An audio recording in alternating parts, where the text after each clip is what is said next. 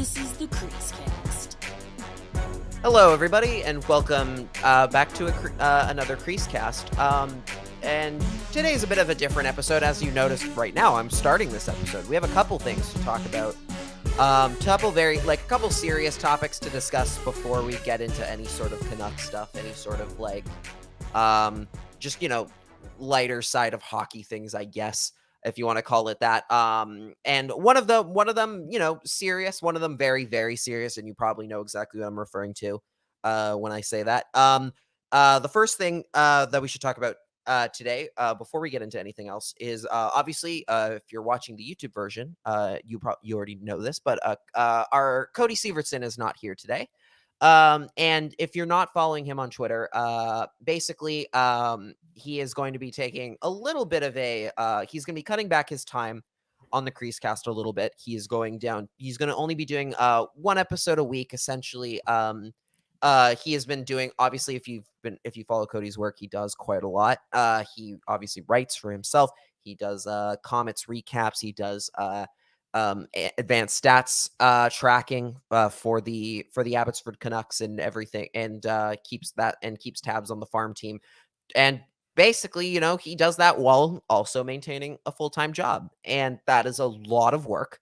It is essentially two full-time jobs. And because of how much he's working and how hard he's working, that's coming at the cost of, his own health and his own looking after himself to the best of his, to the best that he can. So he felt that it was time that he needed to, for at least for now, go down to only one episode a week of the show, kind of cut back. He's also cutting back in other places, not just here. And obviously, we support him 100% on that. That is, and because we talked about it over on Monday, we had talked about it before recording the last show, that this was probably going to be the situation for a while. And yeah, obviously, whatever is best for him and whatever is best for his personal health, well-being is what I want for him. So yeah, he will still be here every single Monday show. That is still going to happen every single time. We just might, for the Friday shows like today, might be either just myself or like today, we have Jacob New here today, our producer / intern of the show, helping out with all of our stuff. I appreciate you being here, Jacob, doing this over video chat today. And taking over for Cody's spot. I hope you can hate Connor Garland as much as he does. I don't know what your thoughts are on Connor Garland's play. I don't know what you're talking about. I love Connor Garland. Oh, there you go. You're no Cody. No, I'm here to shake things up a little. Just a little. Right. That's right. And yeah, so Cody will be back again next week. Another show. We're gonna try and also. The Friday shows or Thursday shows normally are going to take on a little bit more of a style like the shows we did in the pre-Sievertson era, where it was me and a guest co-host kind of coming in and chatting about whatever's going on. But yeah, just wanted to quickly touch on that. But of course, that is not the biggest thing we need to talk about today. The thing that we need to talk about before anything else, before we talk about any sort of other hockey, any sort of hockey games, because frankly, it all comes secondary. It all came secondary. The Chicago Blackhawks case, particularly the sexual assault investigation that had been ongoing for quite some time. Earlier this week, the entire investigation was made public by Jenner and Block, who are the lawyer, or I believe the lawyers who were doing the independent investigation. They released a 102-page, I believe. It was just over 100. I'm pretty sure it was 107 or 109 page report. Right. It was a very, very long, very in-depth, detailed investigation into everything that went on around the Brad Aldrich situation. Obviously, we're going to talk about a lot of today's show is going to be talking about this because, again, any sort of hockey results seem very secondary to what happened here. And obviously, for those of you who who are listening, obviously there's a bit of a trigger warning for sure. There are lots of we'll be mentioning a lot of details regarding sexual assault and any sort and everything that comes with that. And so I highly encourage you to, stay on and listen and talk and be part of the conversation in this. But obviously, if you are somebody has dealt with this in the past and dealt with something like this in the past, and this could be a very jarring or like a very conversation that they do not feel comfortable being a part of. I encourage you to make sure that they know that before they listen today. I'm going to do as best I can to go over what's happened essentially. And again, this is my first time leading the CreaseCast in quite some time. I have not been hosting this show in a while, so it's going to be a little bit of a, we don't have Cody's steadying hand today, so I'm going to do as best I can to fill that role today. Especially because this is a very serious topic. And, I've talked about it many times before on the early parts of the show that, like for a hockey podcast that has been relatively not on for very long, like I haven't been doing the show for very long. We've had to spend a lot of time talking about stuff like this to the point where you start asking the questions about why is hockey culture like this? Why is this, and why does this seem to happen? Why do we seem to have these serious conversations like this practically once a month, or frankly more? It's just a damning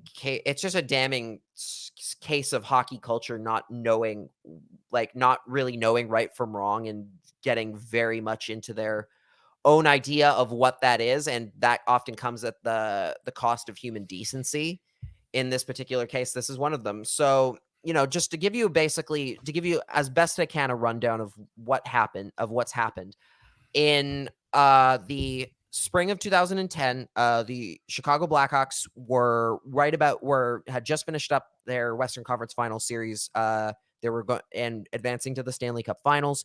During that time, video coach Brad Aldrich sexually assaulted two players on the Hawks, one of which was going by John Doe at the time, and a black ace on the team who is currently still anonymous. The situation was then brought to it was immediately brought to to another coach, skills coach Paul Vincent's attention. They immediately talked to him, and Vincent immediately said this would be taken care of, and he was going to make sure that this was taken care of properly. He immediately alerted the Blackhawks top upper management, which included the president, included John McDonough. It included GM Stan Bowman, assistant GM Kevin Cheveldayoff, the mental skills coach James Gary, who is sometimes referred to as Dr. James Gary, although that has recently come out that he is not a doctor. And among others. If I definitely am missing a few people. I'm going to miss a few details here, unfortunately. Al McIsaac was also part. He was the senior director of hockey ops at There Chicago. We go. Thank you. That's very important as well. Yeah. Paul Vincent at the time head coach Joel Quenneville was also made he was made aware. Yeah. He was made aware. They were all, and there was Vincent was called into a meeting to discuss it. At that meeting, Vincent said that they needed to go to the Chicago police and file a police report with the police, essentially to make sure the authorities knew and press charges on Aldrich for doing this. And the Hawks and the rest of the leadership group decided that they did not want to upset team chemistry going into or create a controversy during their run to the Stanley Cup final. So they covered it up. They did not tell the police. They filed an HR report I believe, a report with their own HR department after the finals were over. At which point nothing really happened. He was given, Aldrich was given was given two options. Essentially, he was either told he could resign, or I believe the other option was some sort of they would fire him or something. They would investigate. There would be an internal investigation on him, and one would assume that he would be terminated immediately, obviously. And the other, no, you go ahead. Yeah. Yes, and which already is, they said either we're going to investigate this serious thing that you did, or we're going to you can resign right now.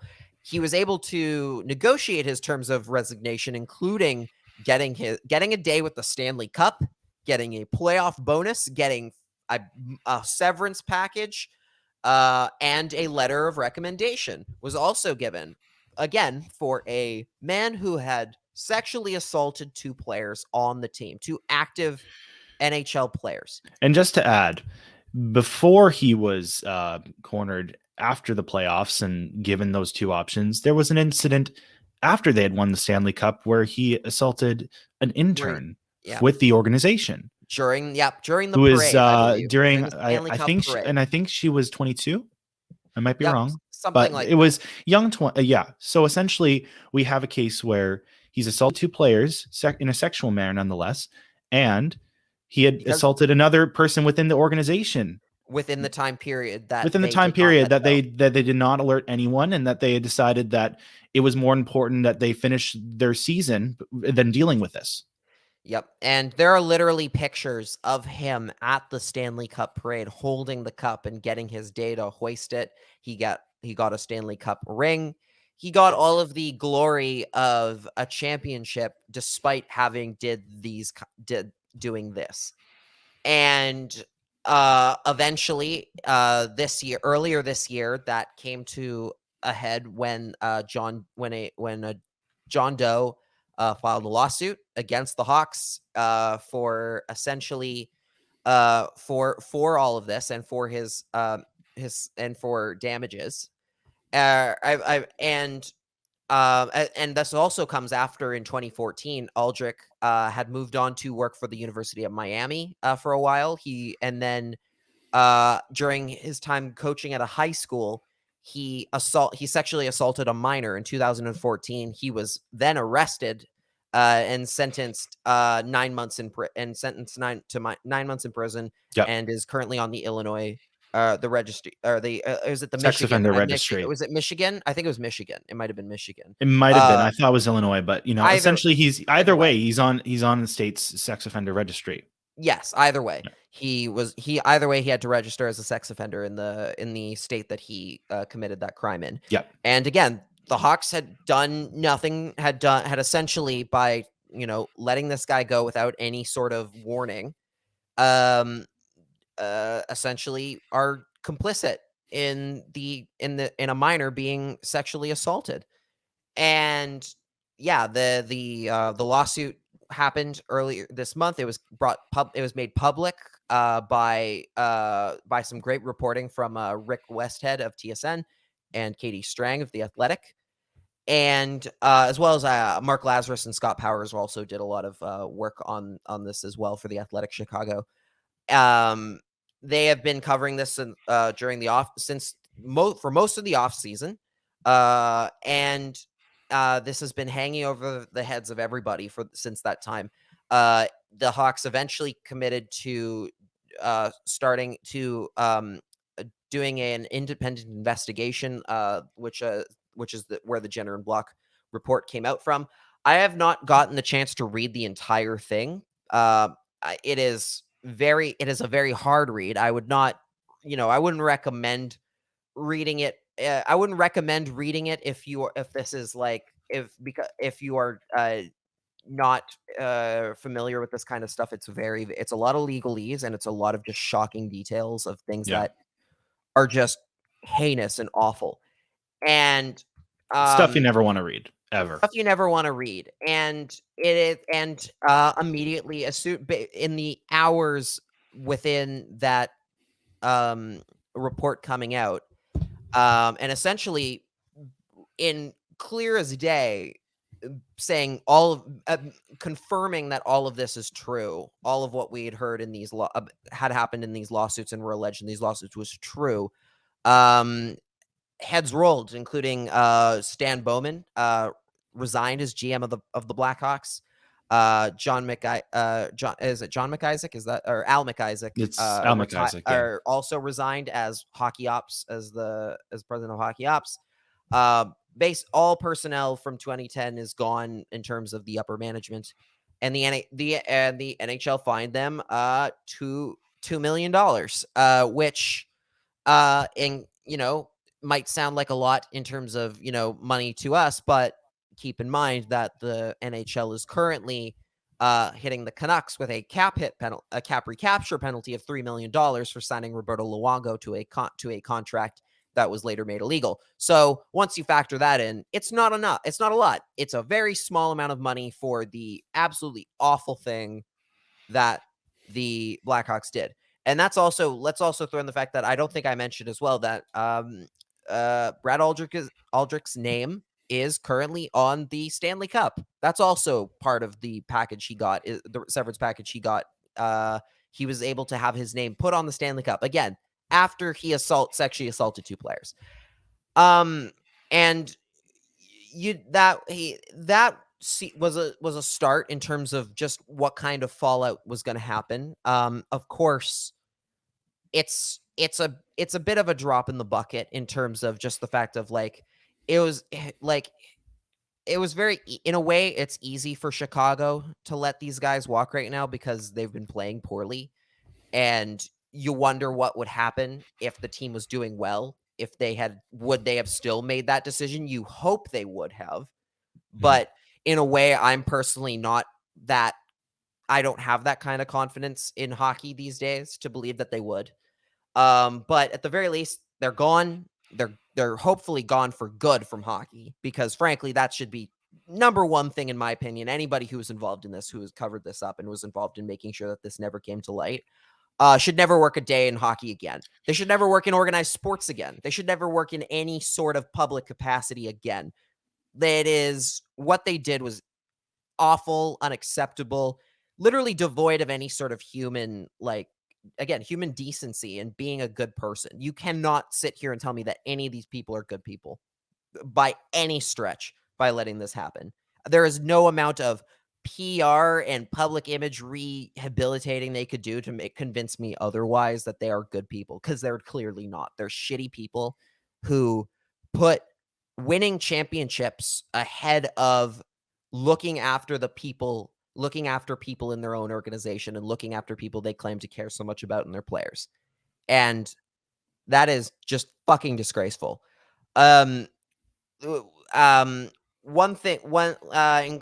frankly, it doesn't seem like they've learned all that much pretty quick, in terms of the people that and the organizations that already let go. There was the whole video with the Wirtzes, the owners of the franchise. That seemed like they seem to have a grasp on what was going on. They seem to have a grasp on why this is bad, why what their organization did was so heinous, why it's so awful. They at least seemed like it. And then you start getting into the weeds of news releases and press releases that have come out since. Probably the most damning of them being the one the Hawks released themselves on their social media platforms, on their webpage. So this is a statement. I'm going to read this out. I'm going to read out the statement they posted. Actually, no, we shouldn't do that yet. We should. Yeah, I know. I was thinking that's the one that's from the next day. Oh yeah. I'll go into a different point though. I was going to talk about Stan Bowman's statement. Okay, let's do that one. Yeah, let's do that one. Because, well, actually, first let's talk about the Wirtzes, because as you said, they seemed pretty genuine about the whole scenario, as much as you can be, because the investigation did exonerate them, at least that they did not know. However, there were certain points where, I honestly think that it's the legal aspects that kind of make this very frustrating matter for both, the victims and fans. Essentially what had happened was, they've directed their staff and their lawyers to get a settlement for these victims, which is the right thing to do.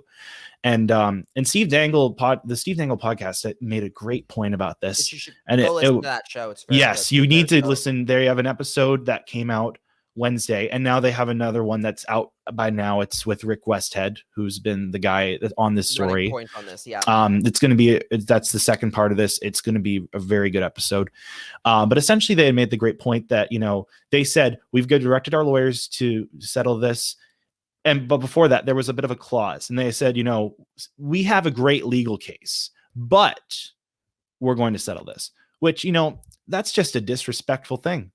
Obviously, that's it's hard for me to describe because it's like one of those things. But also, they think, but we're going to be the good guys here. We're the good guys here, apparently, or at least they want them to be. And it's bullshit.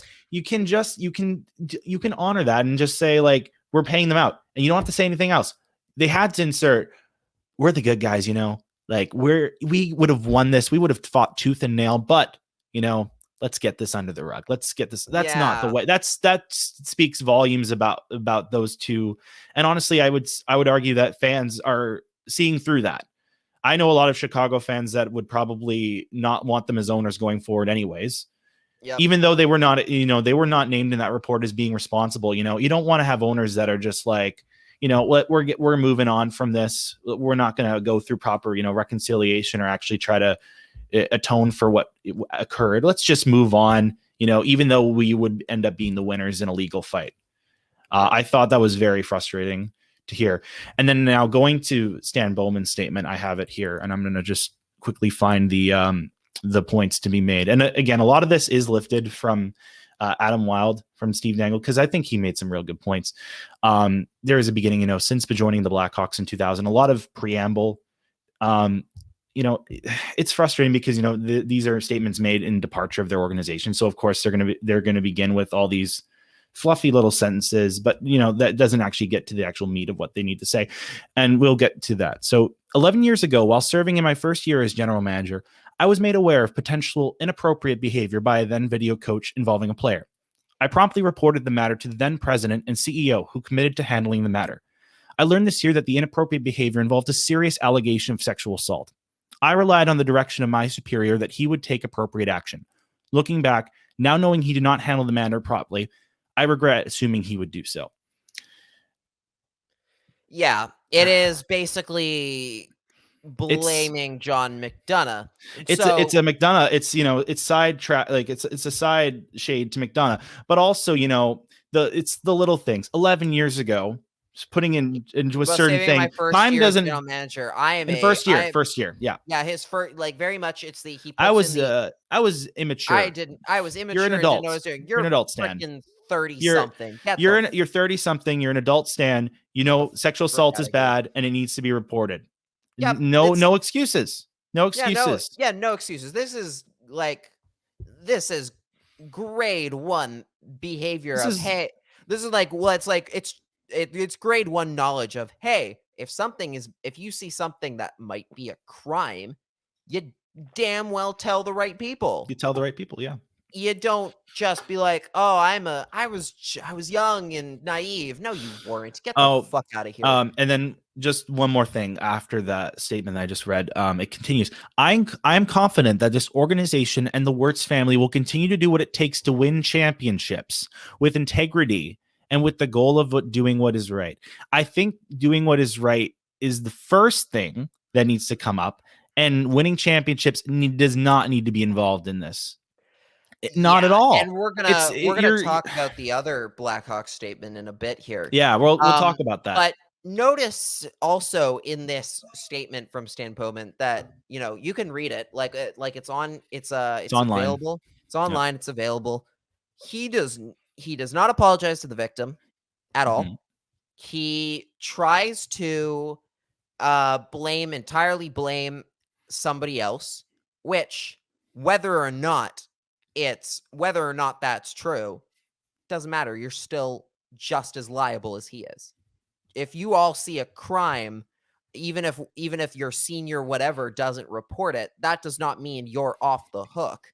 That doesn't mean it's not your fault and you're okay. And you think that still could do that on your own. well, it Not to sounds mention like he also lied earlier and claimed he had no knowledge of what was going on. He only heard of it in passing. Like, it's completely different. He suddenly you're the GM of a NHL franchise and you're telling me that when one of your coaches allegedly sexually assaulted one of your players, you don't like keep tabs on that. You don't maybe try and follow up and see, hey, why is this guy still here? Why is he still working here? Even if it isn't it is your superior's responsibility, why are you not paying attention to that? And why are you not telling him, hey, you need to do this? Well, you need to fix this. It doesn't make you any less guilty is the main part here. Mhm. And again, the fact that he doesn't apologize to the victims in this case at all, doesn't even mention the victims really, Mhm. when you think about it. He just says involving a player. It's clear he does not care. It's clear he has not learned a damn thing, and he doesn't think he did anything wrong. Like, it's very clearly a case of a man who should know 1,000 times better what he did wrong, but he refuses to admit that he did anything wrong, and he refuses to acknowledge any sort of wrongdoing.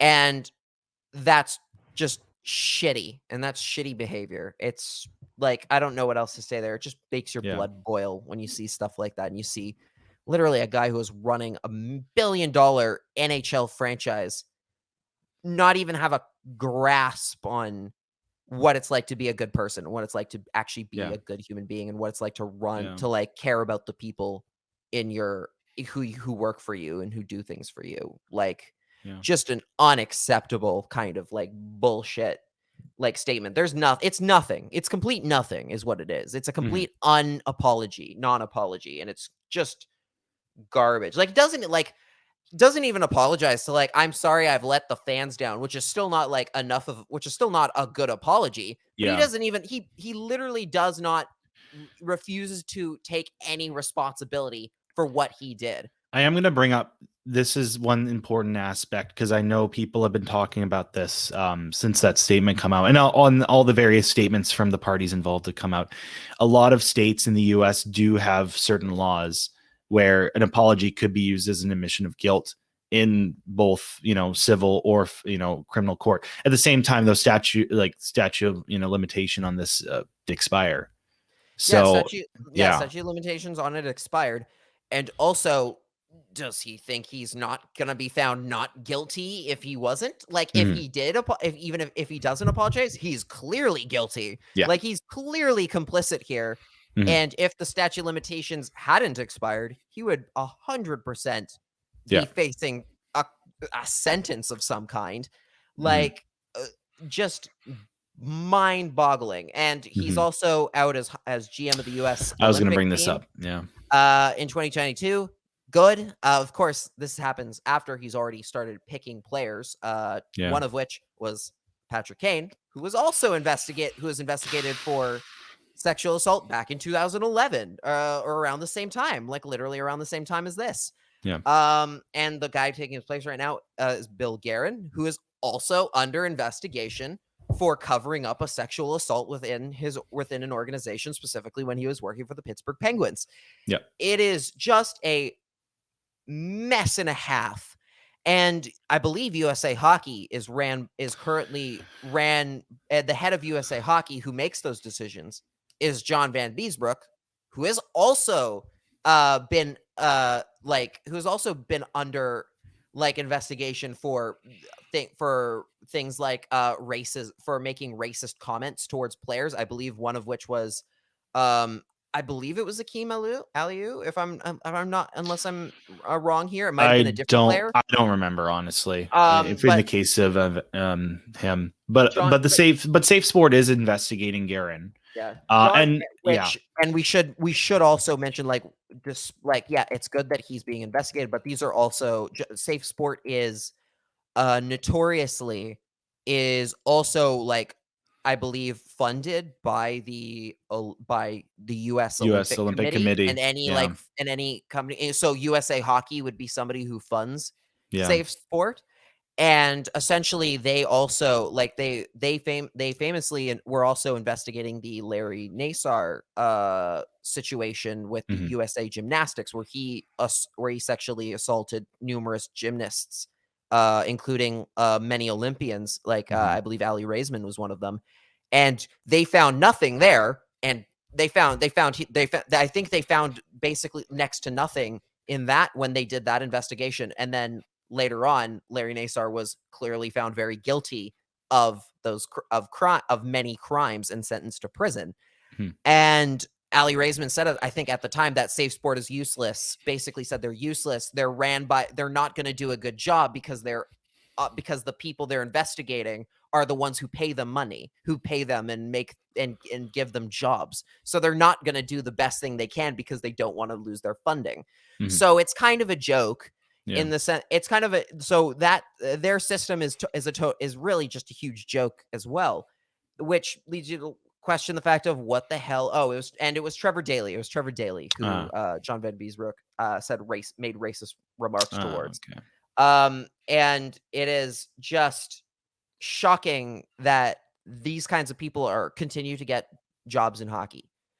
And people there's always the people that come out and say like, well, you can't judge person on one mistake, blah, blah, blah. It's like, do you know how many people there are that haven't done racist things or covered up sexual assault that would be just as qualified to take on those jobs? Like, it's not hard. Just don't hire somebody who commits a fucking crime. That shouldn't be a high bar to clear. That's a very low bar to clear, is don't commit fucking crimes. And here we are in hockey where literally we have numerous people who have done this. And what makes matters worse in a lot of ways, especially in hockey, and the nepotism and the issues of protecting literally the 200 hockey men in the NHL, is you have people coming out to bat for these people who have been found very, very guilty of doing terrible things. Like, maybe not in a court of law, but in the court of like public opinion, have done clearly crappy things. Like, you have Dave Tippett the other day. They asked someone in the Oilers media asked him about it, and Dave Tippett gave some sort of response like, "I have friends on the side. I'm not gonna comment too much on it because I have friends over there." It's like, cool, you're friends with people who cover sexual assault. That's good to know, and why I should never hire you for anything. You have, and then I think the worst one of all was Jonathan Taves. Was the Jonathan Taves? Do we want to go to the interview first and then bring that up, because those quotes came on later? Yeah. Yeah. So we should mention now we get to like the next part of the day. The next day. The very next day. So one of the problems, one of the problems with the Jenner and Block investigation, if there is one, is that frankly there are probably too many, and I don't know if they have to put these in, but there was too many essentially clues, personal details of who John Doe was. Mhm. And you hope that this is not why John Doe decided to make this decision, but it definitely could have played a factor. Either way, on Wednesday, we got John Doe identified himself as Kyle Beach, who had been a former 11th overall pick of the Hawks in, I believe, 2009. 2008, I think. 2008. Yeah. 2008. And he did an interview with Rick Westhead. I watched the entire interview. Mhm. It is one of the most just shocking, one of the most important interviews I think I've ever watched. In terms of just like the content, and this is a man who's gone through like far too much in his life for somebody for anyone.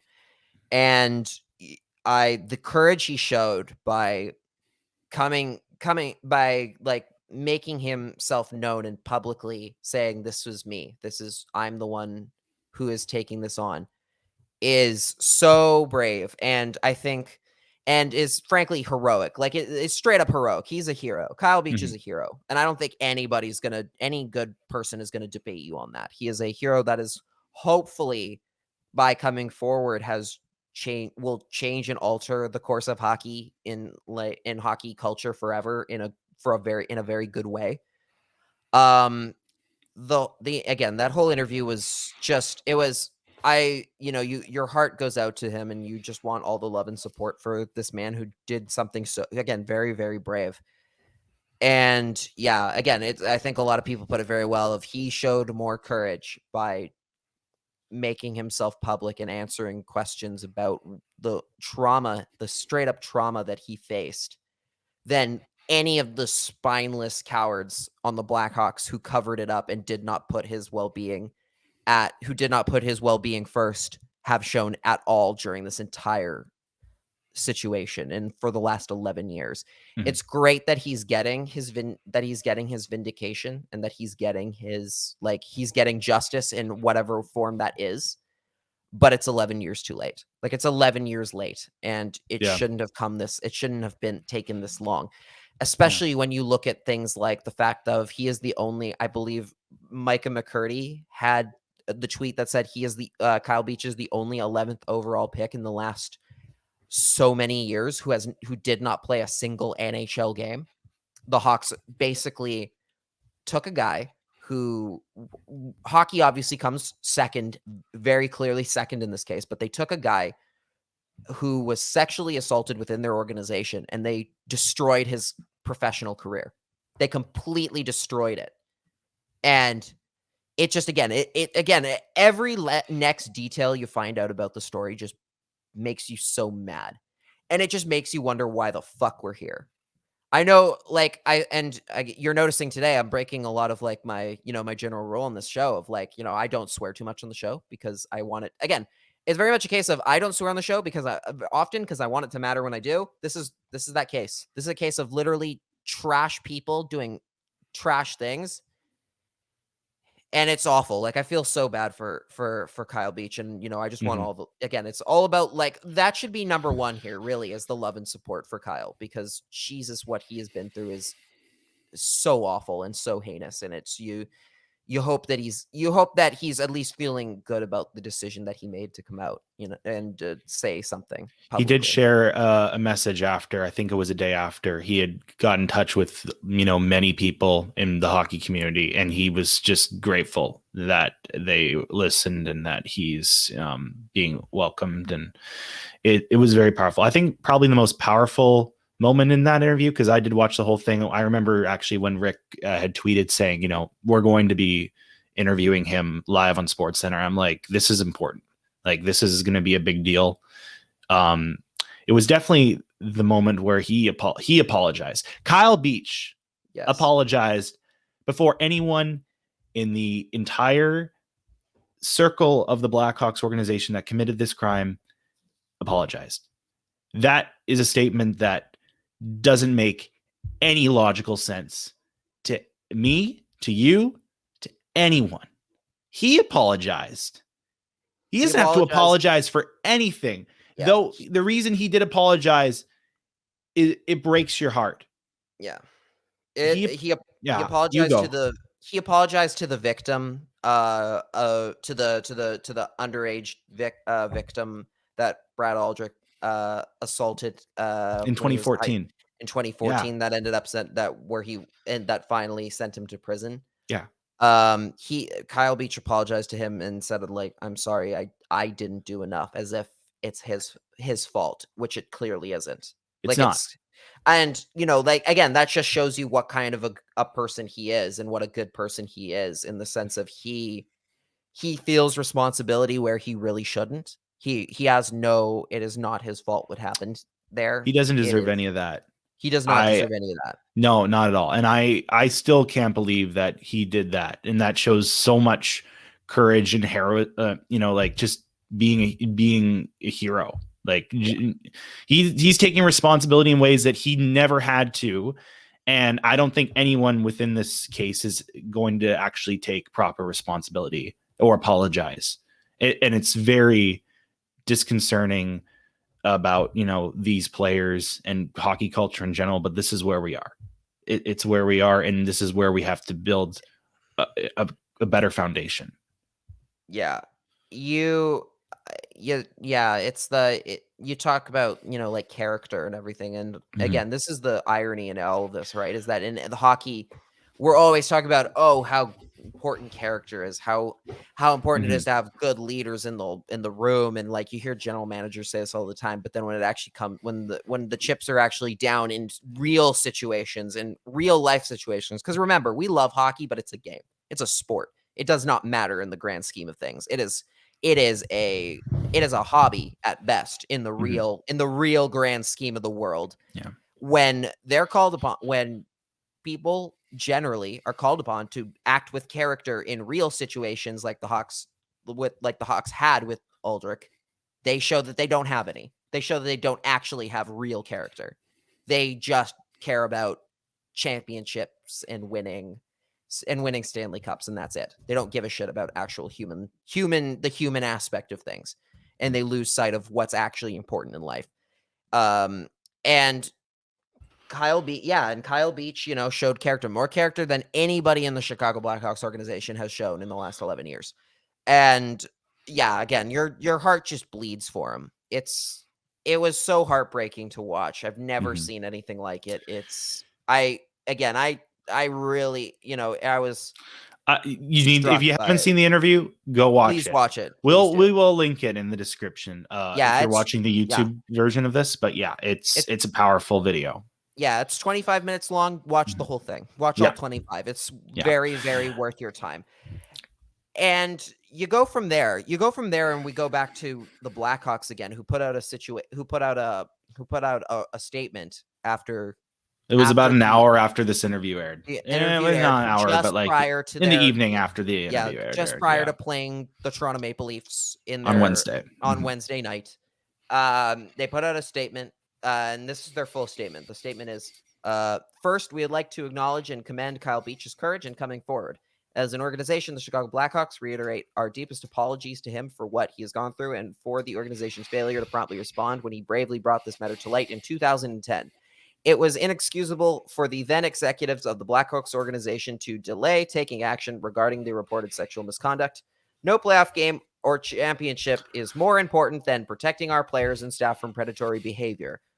A couple sentences in there that you're thinking, that are making you like raise your eyebrows. Overall, so far, whatever. From the truth. From actually reality. That's so removed from reality given what happened, They're going to say that, but that's just not what history shows. Yeah, that's not what history shows. It's low bar to clear. Then it gets worse. Yeah. The Blackhawks have implemented numerous changes and improvements within the organization, including hiring a new leadership team that is committed to winning championships while adhering to the highest ethical, professional, and athletic standards. What that means essentially is that in their mind, and the way that they make it sound at least, is that it's so hard to win championships if you care about people. That's what that sounds like when you hear that kind of a sentence. Is I don't give it. Is that very, very clearly, Stanley Cups are more important than looking after people, and it is too hard to do both. It is too hard. It is difficult to be able to look after humans and make sure that people are safe in the work environments that they're in and win hockey games at the same time, which is complete and utter fucking bullshit. You can absolutely do both very, very easily. The fact that they're even mentioning championships and winning games at all in essentially doing PR to get people to buy tickets for their trash team while they're, again, just having been investigated for covering up sexual assault is mind-bogglingly incredibly thick, and it makes me so fucking mad. In what world is that important right now? In what possible fucking universe is that important? Does that matter at all? Like, it doesn't. It straight up doesn't. It should not matter. Whatever 2 points you have on the line, do not pale in comparison to looking after and making sure people are safe at their jobs and their workplaces and don't have to feel like they're going to have their careers wrecked by reporting sexual assault to their superiors. I don't know what else there is to say on that. It's just like it's so clear as crystal what needs to be, what the right answer is here. Yeah. And the Hawks seem very adamant that they're still the jury's still out on how to solve this. Yeah. As if it's like, oh, it's anybody's guess how you could do both. It's like, no, it's very easy. Yeah. Just give a shit. Just give a shit. Even a percentage of a shit. And if people actually think that this is just a management thing, it's not. It's clearly not. It's not. This was what we're going to talk about next is the Taves statement. So this was on Wednesday after Kyle Beachik came forward, and Taves he was in COVID protocol the night of, and then after pregame availability he was released out of COVID protocol, which we won't know if that was intentional or not. It still reeks of cowardice and not wanting to put your guy, your captain, who is the face of the franchise, to actually answer and be accountable. They lose to the Leafs in overtime, I think. And then they talk to Taves in post game, and I have a statement here. And you know what? I'm going to read the whole thing. I'm not going to try to but let's just go over this. Go for it. To me, Stan and Al, make any argument you want. They're not directly complicit in the activities that happened. It's not up to me to comment on whether they'd like to deal with it differently or not. I just know them as people, and I've had a relationship and friendship with them for a long time as being part of the Blackhawks family. People like Al and Stan have made coming to the Blackhawks for players around the league who come here to play on this team one of the most special places to play hockey. To me, I have a ton of respect for them as people. How the situation went down, what the timeline was, what they knew, I can't really comment on that. It's obviously a tough day. It's more than a tough day. And I'm going to get back to specifics in that. And it continues. Regardless of mistakes that may have been made, for someone like Stan, who has done so much for the Blackhawks, and Al as well, to lose everything that they care about in their livelihoods as well, I don't understand how that makes it go away, to just delete them from existence and say, that's it, we'll never hear from them again. I have a lot of respect for them as people. They're good people. When it comes down to how they feel looking back in the situation, that's not for me to compliment on. So Jonathan Taves is the captain of this team. He talks, I think, and he's been the captain of this team since, that whole time. He's been the captain this whole time, this entire era. And 99.9% of this is about Stan and Al. Defending a man who, again, as we need to repeat, these are not mistakes. Let's say this. These are not mistakes. Yeah. This was a cover-up. It's not a mistake. This was not a mistake. This was not an innocent mistake, like a filing mistake. A mistake is getting a mistake is getting your coffee order wrong.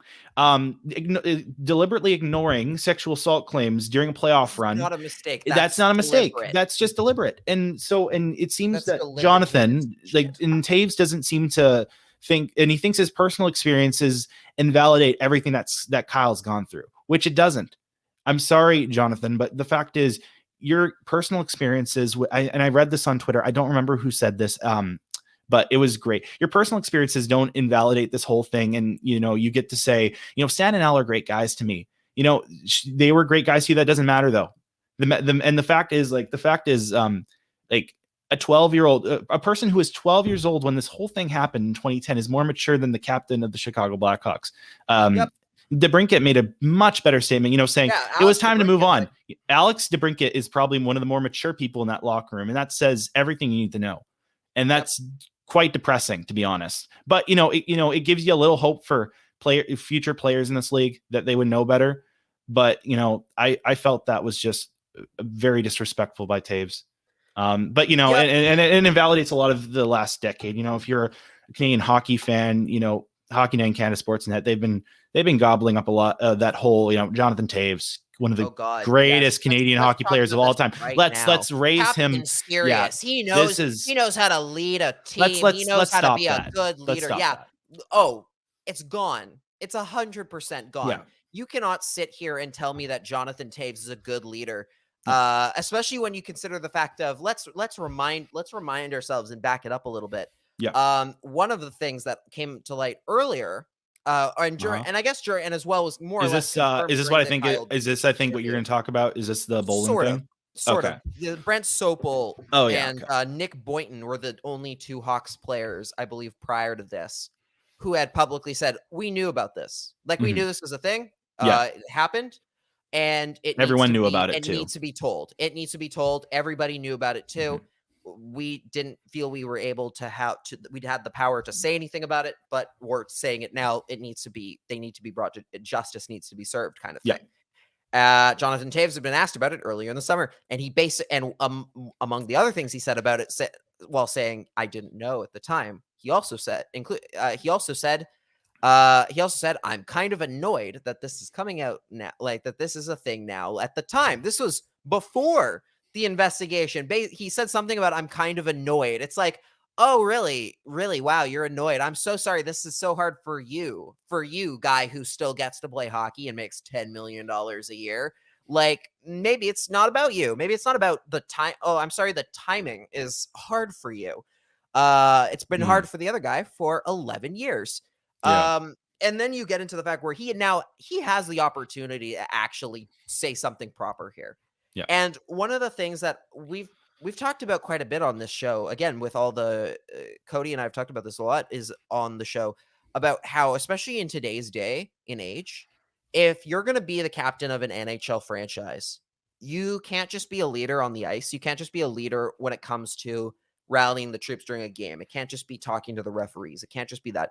It is about, you're a public figure. You are the public representation as the leader of a major NHL franchise that a lot of people, young, old, what have you, at all walks of life, who look up to you and respect what you say and do and how you act in situations like this. I don't think this is not an era anymore where if you're an NHL captain, you just have to be a leader in hockey terms. You need to be a leader off the ice too. There are people who are going to take your word, whether you like it or not, as gospel. They're going to listen to every single thing they're going to treat what you say as the right way to act and the right way to hold themselves as a person in society, whether or not that's something you asked for when you started playing hockey. That's something that you now have to do if you're an NHL captain. That is something that you are going to be asked time and time again to do. What Jonathan Taves did yesterday showed that he is not capable of that he is nothing more than a hockey player. He is not a real leader. He is not a real captain. He is not any sort of person that you would want to lead and be a leader in society. He is nothing more than a hockey player, and that's it. He is no captain. He is no real leader. He's not He's not a leader in any way, shape, or form. Let's not bring up excuses like, oh, he was the 20-year-old captain. We don't care. Doesn't matter.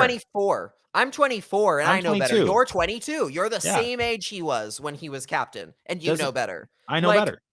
And I didn't play hockey. I'm not in the hockey culture, obviously. Just letting that out there. Never grew up in that, but still, there's got to have better expectations of what a captain should be and what they should be doing. They shouldn't be just, oh, let this happen. And if obviously everyone knew, he knew, and he's like, we're focused. We're staying put on winning the cup. I was a hockey player in 21. I was a goalie. I've been a goalie my whole life. I played since I was young. I could have told you at that age or earlier, really, that, hey, if you see sexual assault, you report it and you talk. And if somebody doesn't, they're a shitty person, and you know that. Mm-hmm. What Jonathan Taves did was essentially, he said, he basically said, I don't give a shit Like, I could Mhm. not give less of a crap. I know these people better than, again, a person who literally had his entire hockey career destroyed Mhm. by them. I know them better. They're great people. They're great. And of course you would say that, Jonathan. You've literally benefited more than anybody from them and from the way that they have essentially marketed you into this amazing, great leader, which you are clearly not, and you're a complete sham of one. Mhm. It is like, I shouldn't expect anything. Like, I shouldn't expect anything. In a way, you shouldn't expect anything. You wouldn't expect anything less from hockey people. But the problem is you're seeing more and more hockey players who actually show that they can do that they can be good leaders Mhm. in terms of that. Not to like spin this to the team that we cover, but I think, for example, we've talked a lot in recent episodes that I think Bo Horvat does a really, really good job of being a leader in terms of not just what he says not just what he says and does on the ice, but off of it too. He Mhm. seems to care a whole lot about actual important issues in society.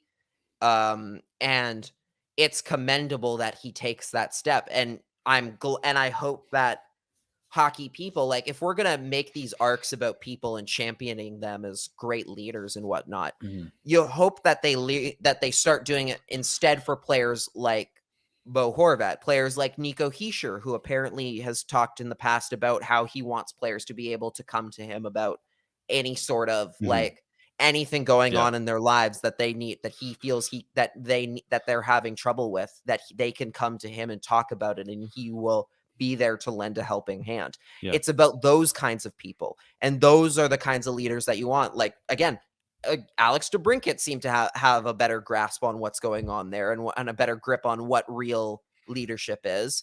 Mhm. I don't know enough about him personally to say whether or not that's the full thing, but like, it seems at least like he definitely has a better understanding of it than Jonathan Taves.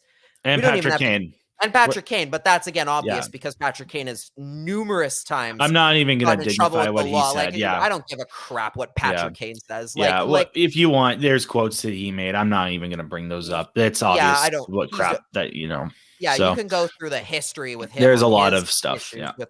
with the things that he's done as well.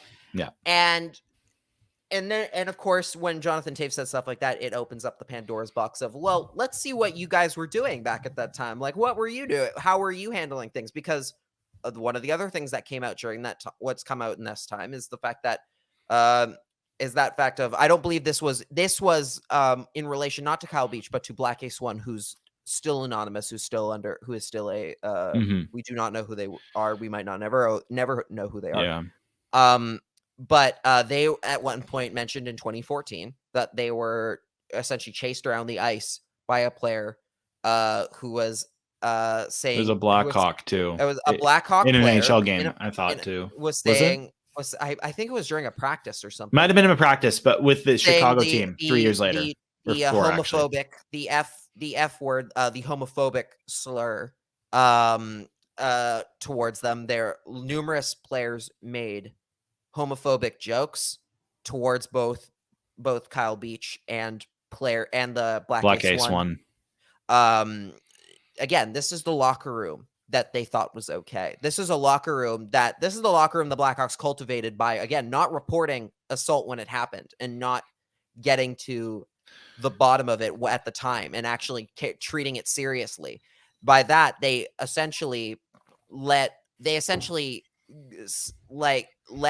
players say this is fine, that this is okay. It's okay to. It wasn't actually even okay. It was like revered. You saw the Bowlen. It was revered. That's too. right. The like Hawks were if you talking go about back, what a model if you go league back team. to 2010 to 2015, during that whole time, we're dedicated. We're one of the best locker rooms. The culture's great.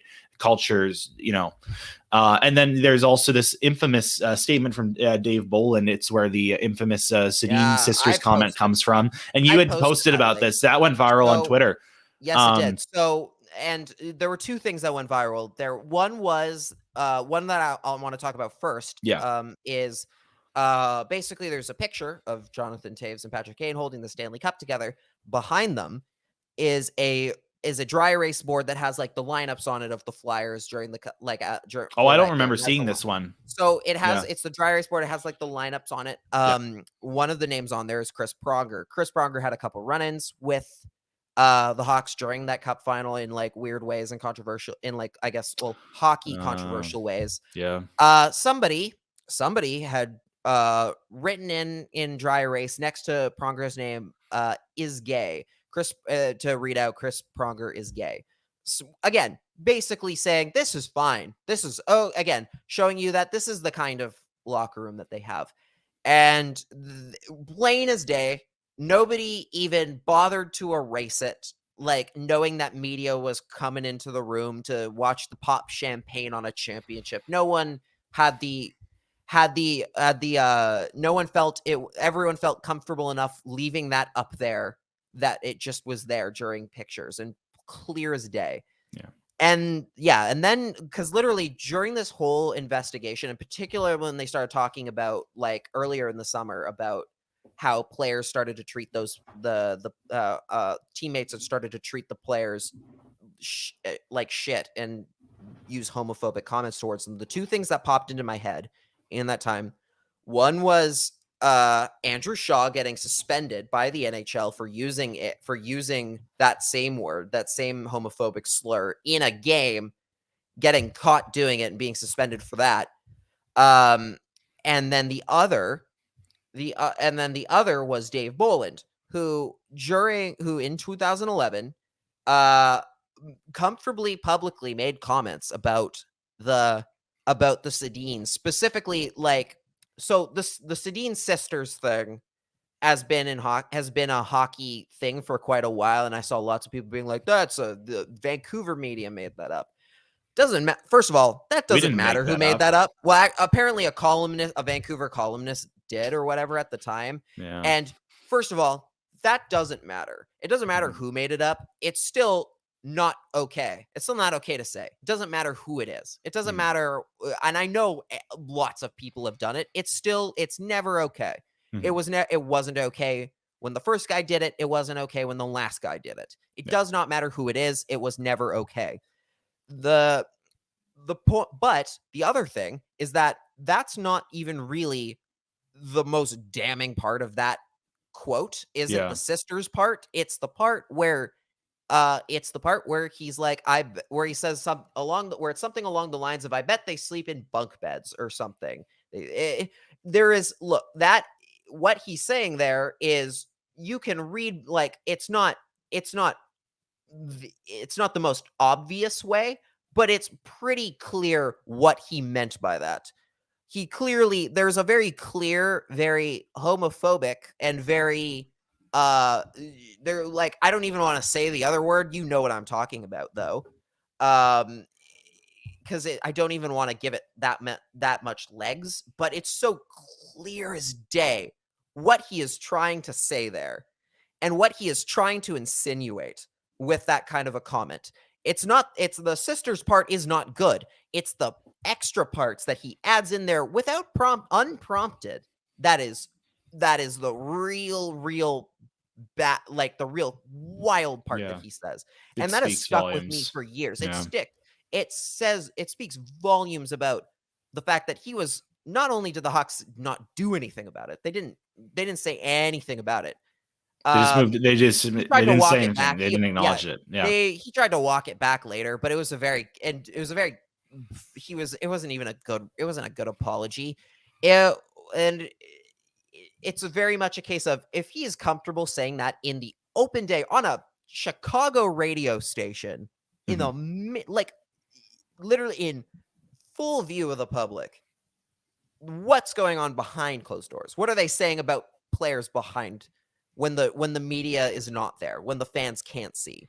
That's the part that's a problem. Yeah. And that's the part where you immediately can tell exactly what is going on. Yeah. You can tell immediately that this is a locker room. This is an environment that has breeded just a horrible group of people that were being a shitty person. You're rewarded for that. And you're pure toxicity.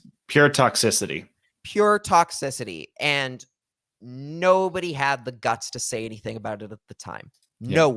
No one had the guts to stand up to the Dynasty Blackhawks. Like, I even look back on like the fact of like the Canucks having that rivalry with them. Like, now it feels so tainted. Like, it's so tainted because it's like, why do I care? Like, it's one of those, like, the rivalry is very much like a rivalry. It's no longer based on like two good hockey teams. Yeah. It's based on one good hockey team and a bunch of assholes. Like, it's a bunch of terrible human beings. That's exactly what it is. And and now let's be very clear. Hockey culture is why the toxicity of hockey culture is widespread. I don't doubt that there were shitty people who would say very similar things on the Canucks. I don't doubt that there were in this and that there were people who wouldn't say stuff like that on just about every team in the National Hockey League. I don't doubt. The Hawks are maybe the hope to God the only ones who have covered up a sexual assault within their ranks in the last however many over the course of recent history. But that doesn't mean there aren't other people who have done shitty things on other teams and it's been let slide because they're good at sports. That goes for the Canucks as well. Yeah. Like, I don't doubt that. But at the very least, you're hoping that teams are learning. You're hoping that teams are figuring that out, and and are learning that we cannot have build a culture based on shitty people, and we cannot you can't base it on a culture of blind or oblivion to everything around you. Obliviousness. You can't just focus on. You're not in a bubble. You know, they talk, you know, a lot of not jokes, but like satire and criticism was made. Like, you look back at the NHL's marketing, like hashtag because it's the cup. Like, everyone putting glorifying injuries and putting everything on the line to win.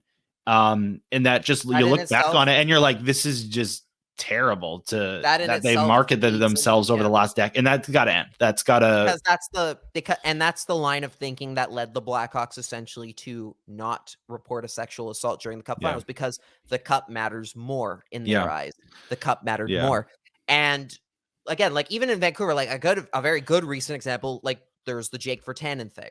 Now the Canucks, for their part, seem to at the very least have did the right thing at the time of, as soon as the allegations came out, they said, yep, he's gone. He's not playing again. He's on full leave without pay. Suspension. And one would just assume he was just not going to play for the team again. It was him out. It was going to be implied. It was very much implied. It was pretty obvious right from the get-go that he was never going to play for the Vancouver Canucks ever again. Now, that does not factor in the fact that there's a pretty good chance they knew stuff like that was going on ahead of time and did nothing.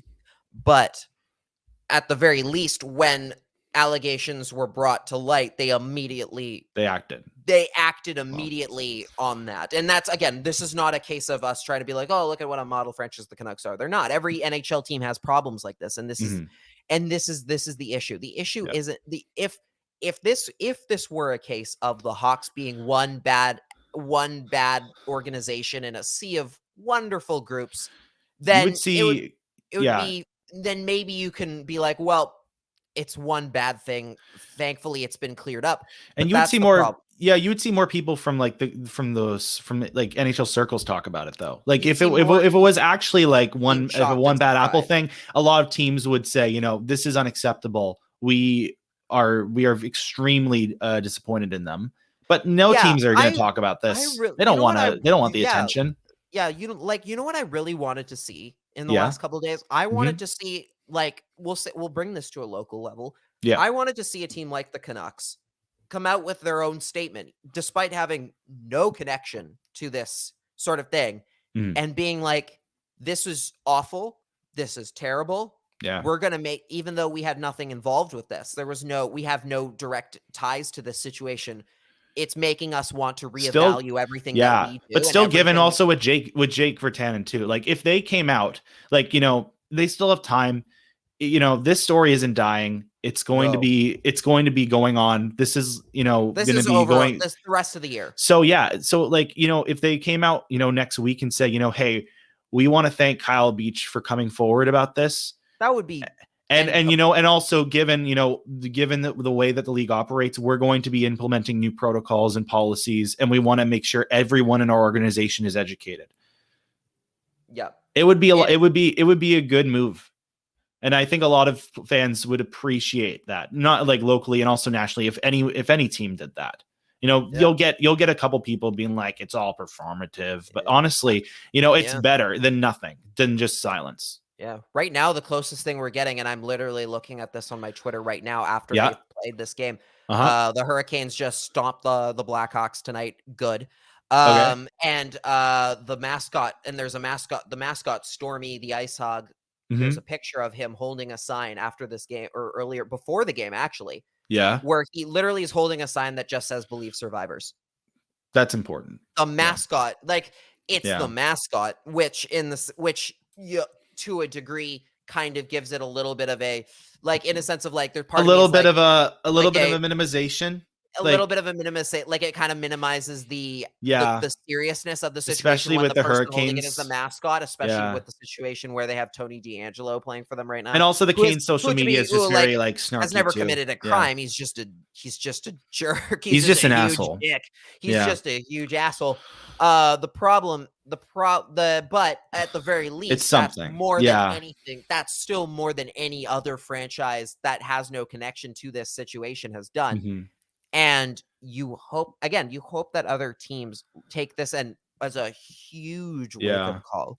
Well, take a good long look at themselves in the mirror and go, do we have a situation like this that could have that either has happened or could happen if we don't take a good long look at ourselves and how we're operating. You would hope that the Kraken would be one of the teams that would have probably the best protocols in place, but Ron Francis is the GM, so it's one of those things where, the old boys club still is intact. Okay. So we'll just move on to the next day to talk about Quenneville and Shovel Day off. Get our reactions. Yeah. We'll on that. touch on this very quickly. This is mostly just at this point, it's just collateral. Yeah. But I mean, the one thing we can say on this, of course, is the fact that the Canucks, or not the Canucks, the Panthers. Let Joel Quenneville coach a game against the Bruins, knowing probably full well that he was never going to coach after another game again. Yeah. But they didn't anyway. Shame on the Panthers on the organization. So, and I say that as somebody who usually is very a hardcore. I'm a big supporter of the Panthers in terms of hoping that they find some on ice success. It's very hard to do that anymore. Yeah, it's very hard to do that when they do things like this. It was a case of they had no choice. It was very clear from the get-go that there is no way in hell that Joel Quenneville was ever going to be able to coach a game in the NHL again. When it came out that he sacrificed, that he had literally been upset that the team was considering ever considered going to the Cups about this. The cup matters more. That my championship ring as a coach matters more. Quote, we can't deal with this right now. We can't deal with this right now, as if that. So he coaches Wednesday. He doesn't answer, as I mentioned earlier, he doesn't go to the media to answer questions. GM Bill Zito comes out and says, given what had happened previously before the game, he's not going to talk to anyone until he meets with the commissioner, which, is a bit of a cop out. But it was interesting. Zito's statement seemed like, it was, it's the inevitable that was coming. People were like, he's distancing himself. He's getting ready to sever ties, which, I think everyone was expecting. And then Thursday comes, they have a meeting. It's Bettman and Quenneville. And then before the evening is up, we get a resignation notice. I have it here actually on their website. It was also tweeted out.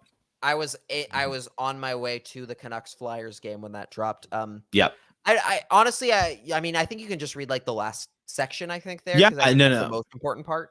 Yeah, I'm trying to. Oh, this is sorry. That's the CEO's statement. I need the actual coach's statement. Either way, because that's the one more that's important there. Yeah. While you look for that, the one other thing that's worth noting as well is regardless of what Bill Zito said, you could very easily have just put him on administrative leave and left it there. And then you could have until any investigation was done. That's a very easy thing to do. No, we'll give him. Do it. given Brunette was now the interim, why not just put him on admitted leave and then just let Brunette coach on Wednesday?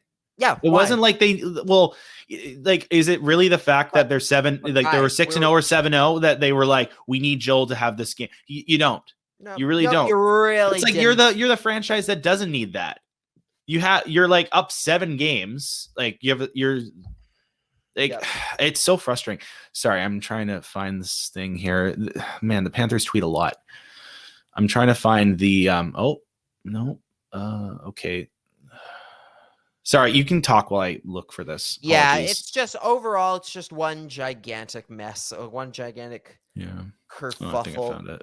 It is it very easily could have been solved. Joel Quenneville is gone. Essentially, what Gary, I honestly don't think you really need. Here to it say is. It's all legalese. Oh, you got it. Okay. It's frustrating. So because there was like one part that I want to talk about briefly. Okay. Like a lot of these statements from the people involved. There's no apologies. There's no actual proper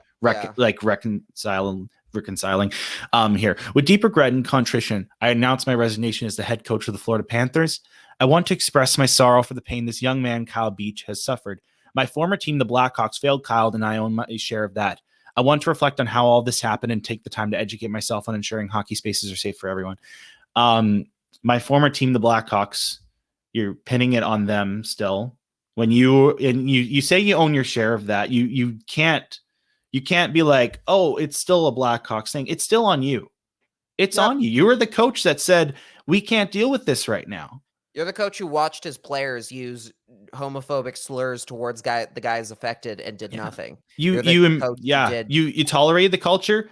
You might have even embraced it, given that you let it fester for so long. You probably embraced it. He was the coach for until 2016, 2017. Yep. He was there like for 6 years. He was there from 2010 until like 2017 when Carlton took over. But and he owns a share of that. There's still no apology. You own your share in that. You want to actually say you're sorry for what you said that led to not coming out and actually dealing with this assault. Yep. There's nothing. Bingo. Nothing. There's nothing to it. It's so frustrating. And then going to the Bettman statement, I'm not even going to find it. Because I know what I'm going to talk about here quickly. Gary, went out and said, we've accepted his resignation. We think he needs to educate himself, and they've given him the opportunity to come back, but he will have to talk with Gary because apparently, you go ahead. Yeah. So I'll say on that, so Gary Bettman's a lawyer, first and foremost. What that sounds like to me is essentially he's never working in the NHL again. That sounds a lot like you've basically been given a shadow lifetime ban. It's a condition where it's essentially, I look at it first and I'm like, why would they even consider having him back in the first place? But it essentially puts a pretense in place saying we're never going to have this meeting. Ever. Yeah, if we have the meeting, it's going to be short. It's going to be saying no. Like if a franchise actually considers hiring him, which honestly, I wouldn't be shocked. I wouldn't be shocked. God, no, I wouldn't be shocked at all. Yeah. If somebody tried to hire him and said he's changed, no, screw you. Yeah. All right. It is. It either way, couple things. Again, this turned into a much longer conversation that I think we were planning to have. It's still important. It's very, very important. Yeah. No. Yeah. It is the most important thing. I am not going to sit here and tell you that, oh God, the Canucks 2 losses at home this week matters at all compared or even to just this. the Canucks in general. The Canucks in general don't matter in this case. It's very and you know what? I'll say this, in terms of watching, again, I was at a hockey game yesterday. I was, and even today, going into today's show and talking about hockey, I was in a bad mood. I wasn't really in the mood. In a way, I just wasn't in the mood for hockey because, again, like I've said, all hockey is designed like this. This is not a bug. It's a feature. Yeah. It's something that has been built and ingrained into the system for a very long time. Mm-hmm. And it goes a long way. It's the same reason why hockey players of color have a hard time and get labeled so often with character issues in their organizations, including Akeem Aliu, who in a very interesting twist, had those experiences while playing in the Blackhawks organization. Had quite a few run-ins with Bill Peters, who used the N-word towards him. There are and who's who the GM of the team at the time was Kevin Cheveldayoff, who apparently is not getting reprimanded for anything, and which is a whole other just awful thing on its own. Everything seems to lead back in one way or another, which is terrible. Like Brunette, he was part of the 2011 Blackhawks team. Like it's funny. It's like you think Quenneville's gone. Oh, they'll find a coach, interim, and then of course you're like interim, and it's like, oh, Andrew Brunette, of course character, but like good guy, hopefully, and then you're like, he was part of the Blackhawks organization when all this was when this culture was at its peak. So yeah, it doesn't seem to ever actually have an end. You can't. This is what hockey in particular does, where they just keep going to their buddies and their family members and hiring them for jobs, and all of this leading into this festering culture where no matter what terrible shit you do, you will always get hired by your buddy somewhere else, because you just got to be enough of a good bootlicker to never don't ask questions, kiss ass enough. Don't ask questions. Don't ever think for yourself. Don't ever think about the actual human aspect of things. Only do what you think is what your friends think is the right, what helps your friends out and your buddies out, and doing them a solid. And then you will get as far as you want in hockey. You don't even have to be smart. You don't even have to be a particularly smart person to get far in hockey. You can be a total idiot and get hired by GMs just because you're buddies with them. And this is hockey at its core. This is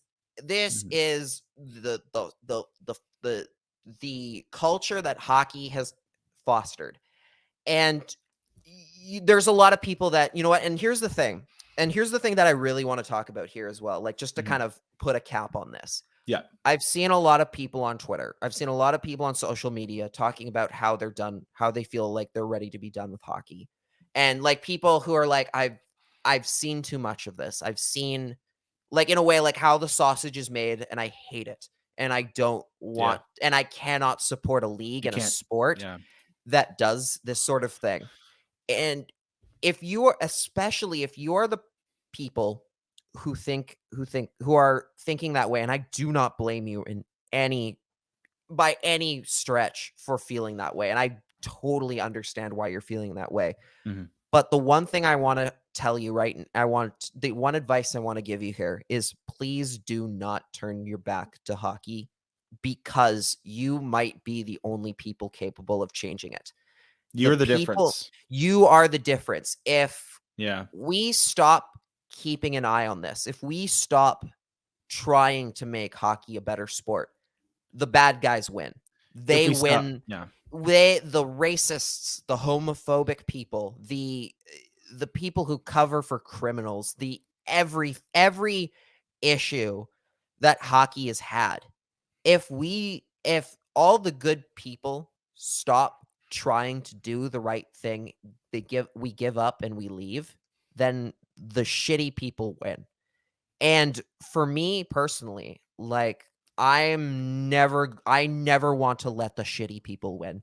I never want to get to a point where I am never going to get to a point in my life where I feel that I have that I'm done with hockey and all of the shit that's come with it, not because I don't want to. Sometimes it is very difficult to justify following the sport and talking about it. But I feel like because I'm here, and because even as much as I've seen the worst parts of hockey culture, I do think in certain aspects of it, I have learned a lot from it, a lot of good lessons from it, particularly in cases where I've seen shitty things and I've thought, if I ever get into this situation, I'm never going to let that happen to see that through to somebody else. I feel like I owe it to the sport to do my best to change the culture and to do the best of my abilities to make it a safer and better place for people. And yeah, I say that, I haven't played at an NHL level, obviously. I have played college. But I've played higher aspects of hockey before. And I've seen the good and I've seen the bad. I often say that one of the best teams I ever played on was one where we didn't have a group. Where like I've played on just about every team I've played on has had at least one person who uses homophobic slurs, who says the shittiest things, treats teammates like garbage. Sometimes that was me, sometimes that was other people in terms of like who was being who was targeted in those situations, just fostering a culture of garbage and toxic bullcrap. Yeah. And the best team that I ever played on, the most successful one, was the one where we didn't have that player. Where in fact we had one player on there, but he was gone quick. They kicked him off the team very quickly into the year. And that team had character guys, like true character guys, people who I would actually to this day that I would say were very good good people, and who actually cared about one another, and who cared about treating people with respect and being respectful, and being respectful and good people in society. That team had the most success out of anybody because we respected one another, because we were a group that actually cared and weren't shitty and didn't treat each other like shit. And hockey can be like that. Regular NHL hockey can be like that. It's just a matter of, putting the right people, getting people to the top who are willing to sacrifice to make those fixes. And there are a lot of people who are. Yeah. It's hard. It's going to take a very long time because, again, hockey loves to shut out outsiders. They love to shut out any new thinking, any people from a different walk of life. The people who are there already love to do their best to make sure they don't get there. And basically beat it out of them until they leave.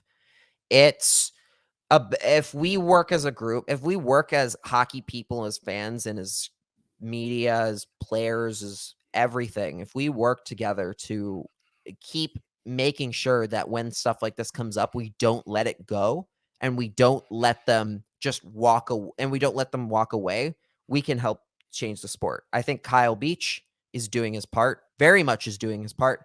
He came by, not just by filing the lawsuit initially. That was a great step. And then he took it another one further and made it publicly known who he was and told his story. Yeah. Those are the times where, if anything, that gives me hope that hockey can be a better place again. That hockey can get to a place that frankly it's never been. And that is a place where it's safe for absolutely everybody to play and enjoy the sport that we all love. Yeah. I'll say that, building on what you've said, there are going to be bad days. That report on Tuesday, it was a bad day for hockey and for sport in general. And, there will be good days. It was a devastating interview.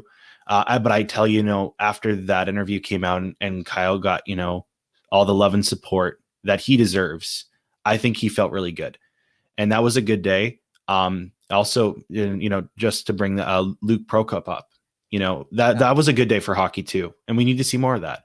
And seeing the players who actually have stood up and said, like, they would be happy, they'd be more than happy to have Luke Prokop. Absolutely. And so, and including some who I've seen who have consistently talked about, like, consistently mentioned what a great guy he is and what a great person he is. Totally.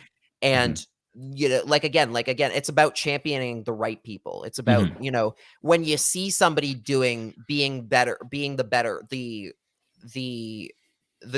type of good person you want to see in the NHL. Guys like I mentioned, Bo Horvat. You can throw JT Miller in there as well. He did a very good job talking about it earlier as well. Travis Green did a really good job talking about it as well. And I know I'm mentioning Canucks because those are the people that we've seen. But like, when you see those people, those are the people that you want to set the standard of. This is what this is what being a true hockey player, a good hockey player is. It's not just about scoring goals. Yeah. It's not about winning. It's about being a great person on and off the ice, and being able to, and playing a sport that you enjoy. It's about treating the sport that you enjoy like it matters in the grand scheme of things. Treating it like everything you do in the sport is going to affect the outside world, and knowing that it's not just a bubble. It's that everything follows and everything factors in. And I think that's honestly, you know what? Like, I think for today, honestly, I think we're just going to leave it here.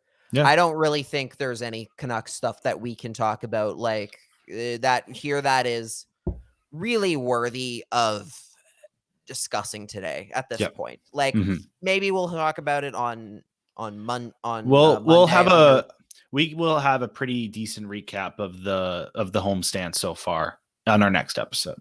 Yeah. Yeah. I think we should leave you with here is that, you know, Kyle Beach is a hockey hero who is going to go on, who has hopefully has changed the sport forever. Hopefully you take out of this to never let the bad people win, in terms of letting them take over the sport that we all care about, making sure that we're always here to make sure we can usher in the right people who will do the right thing in cases like this to help fix the sport and make it the sport that we believe it actually can be with the right work. And hopefully, and you know, if you're somebody who is dealt with this sort of situation with sexual assault in your life, obviously we're going to provide some links from support that we've seen over the last little bit to check those out, to go to those. And I encourage you, the other things we'll say to like kind of leave to kind of tie a bow on this is stuff like this also doesn't happen, not just if Kyle Beach doesn't come out. It also is thanks to people like Rick Westhead, who has been investigating this for a very, very long time. He's an investigative reporter for TSN. If you're an American who doesn't get Canadian television, Rick Westhead is a wonderful investigative reporter who's done some very good investigations, not just in this case, but on other parts of hockey as well. He was the whole situation with painkillers. Yeah, in the NHL. and also the concussion lawsuits over the last couple of years. Westhead has been tremendous on a lot of fronts for hockey developments in those type of branches, and we give our kudos to him. And also Katie Strang of The Athletic too. Katie Strang of The Athletic. She is not exclusively hockey. She has been doing a lot of investigations like this. She was largely also covering the Larry Nazar USA Gymnastics trials and everything that went along there. But she also has a lot of influence. She has a lot of influence and has done a lot in hockey as well, including the Arizona Coyotes workplace culture investigation that came out last season. She is a very talented writer. I'm going to give props as well to Mark Lazarus and Scott Powers for The Athletic Chicago, have been helping a lot with this. Mark Lazarus in particular, yesterday, somebody asked him about, weren't you a reporter during 2010? Why did you say nothing? Because there has been fact of it was enough of an open secret what happened that media people knew, and you're going to ask those people questions. Absolutely. Mark Lazarus, to his credit, said that he had not started covering the Blackhawks, I believe, until 2013.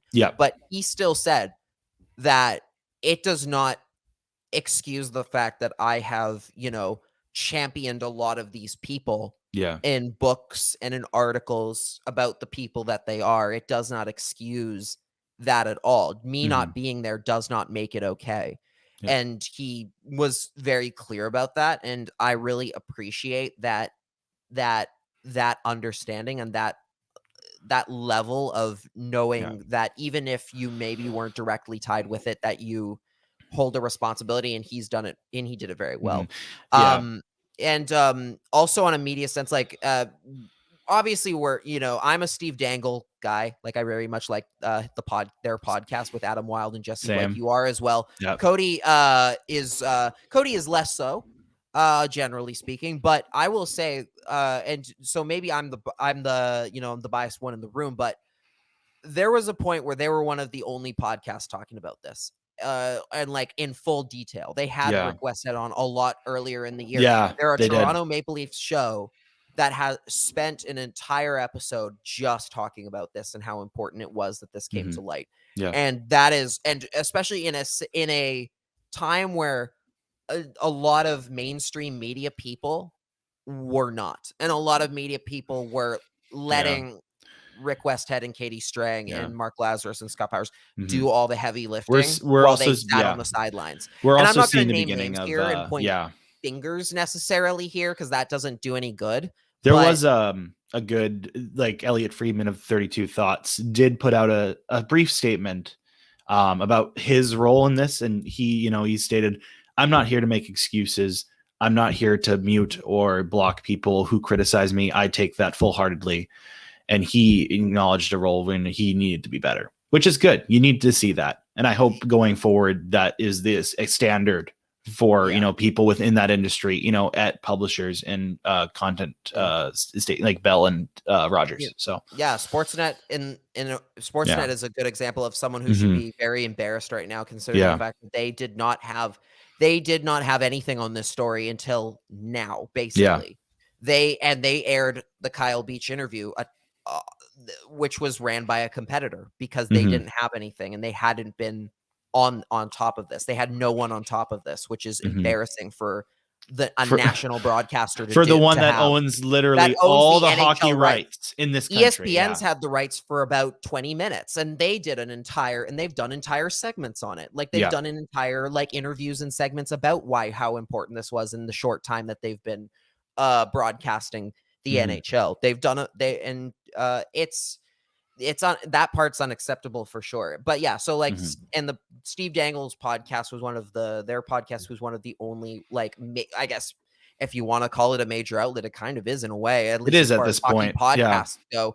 They did a really good job of reminding people to stay on top of this and to not let it go. And they're doing and this week they've dedicated 2 whole episodes. They didn't even talk about anything about the Toronto Maple Leafs in that week. So that's very good. And that's why, and I think that's kind of why we're kind of taking and that's, I'm not going to say that's why we're taking an approach here, but it's a case of they had the right idea of this is the only thing that matters. Hockey games, hockey results, what sort of who the starting goalie is, who's having a cold streak does not matter when this sort of thing comes up.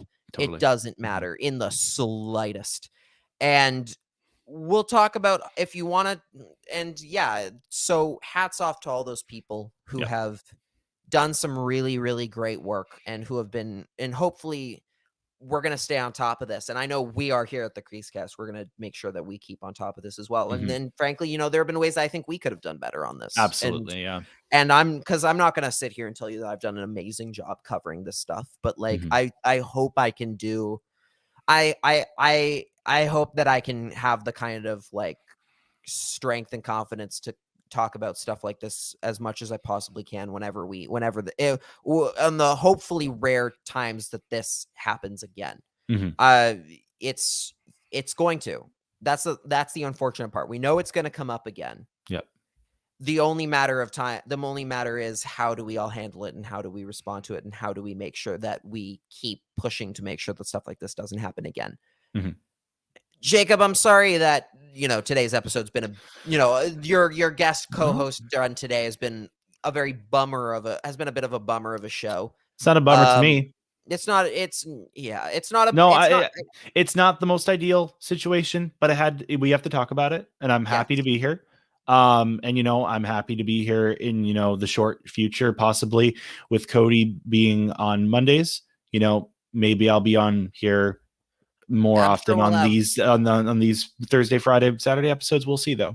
It's with I'm obviously when Cody is here on Monday. We'll probably do a whole other segment on it, not as long as today's. Yeah, there will be But more developments over the weekend, though. So there are going to be things that, and I know actually Cody did write a lot about this in his Comets article today. Mhm. His For Comets game AHL day Nux Harvest. Yeah. on ahlnuxharvest.com. Please go read that. It's very well Yep. done. It's very well written.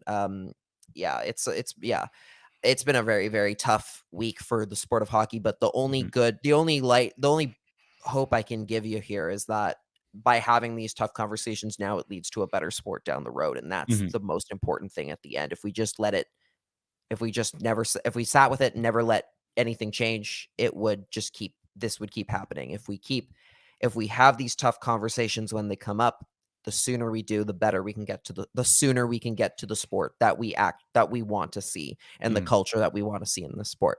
Yep. So with that in mind, thank you guys for listening. If you enjoyed this show, be sure to check out our Patreon at patreon.com/the CreaseCast. Or this week, if you don't feel like doing that, consider donating to causes that help survivors of sexual assault, and going to those. And I think Rick Westhead has a recommended his son, I believe, spent a lot of time at Sick Kids over the thing, and he recommended that people donate to Sick Kids if they really want to. If they care about his work, if they care about the work that he puts in, to donate there, to donate to sickkids.ca. They're a foundation that looks after sick children.